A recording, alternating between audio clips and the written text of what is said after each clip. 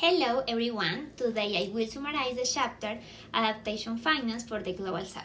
Can Philanthropy Bridge the Yawning Gap? By Neil and Josh. This chapter discusses the huge challenge of financial climate adaptation in developing countries, especially in the Global South. Climate change is already causing floods, droughts, sea level rise, and other threats that affect millions of people. Despite these urgent needs, adaptation projects receive much less funding than climate mitigation projects, because adaptation often does not provide immediate financial returns. The Adaptation Finance Gap.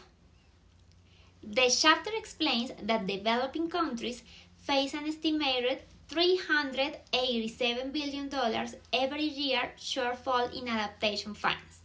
This is an enormous gap that makes it very difficult to build resilient infrastructure and protect vulnerable communities. Public adaptation finance has grown slightly in recent years, but it still represents only a small part of what is needed. Multilateral development funds like the Green Climate Fund have dedicated a larger portion of their budgets to adaptation. However, even these efforts are not enough to close the yawning gap. Gosh emphasizes that without additional sources of funding, many countries will struggle to adapt to climate change effectively. Economic and ethical imperatives. There are too many reasons why adaptation finance is important. First, economic reason. Adaptation projects reduce long-term social and economic costs caused by climate damage, even if they don't reduce carbon emissions directly. Second, the ethical reason. Countries in the Global South are suffering the worst impacts of climate change, even though they have contributed less to historical greenhouse gas emissions. Supporting adaptation is therefore not only an economic issue, but also a matter of fairness and climate justice. The role of philanthropy.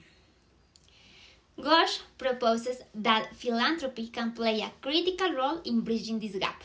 Unlike traditional investors, philanthropic organizations are willing to accept high risk and prioritize social impact over financial returns. Philanthropic capital can help to de-risk adaptation projects, attract private investment, and scale high-impact solutions. Blended finance, which combines public, private, and philanthropic funding, is one of the most promising approaches. It can improve the investment profile of adaptation projects, making them more attractive to investors and increasing the overall flow of money where it is most needed. Examples and cooperation. The chapter highlights examples such as India's efforts to mobilize adaptation finance and stresses the importance of South cooperation. Countries in the Global South can work together to develop local strategies, share knowledge, and pool resources. This collaboration strengthens resilience and improves the effectiveness of adaptation projects. Conclusion. In conclusion, Gosh argues that philanthropy is not a complete solution by itself, but it is a crucial catalyst. Philanthropic funding can unlock additional resources, help close the massive adaptation finance gap, and support communities that are most vulnerable to climate change in the Global South. Thank you for listening to this summary. I hope this video helps you understand what adaptation finance is essential and how philanthropy can make a real difference.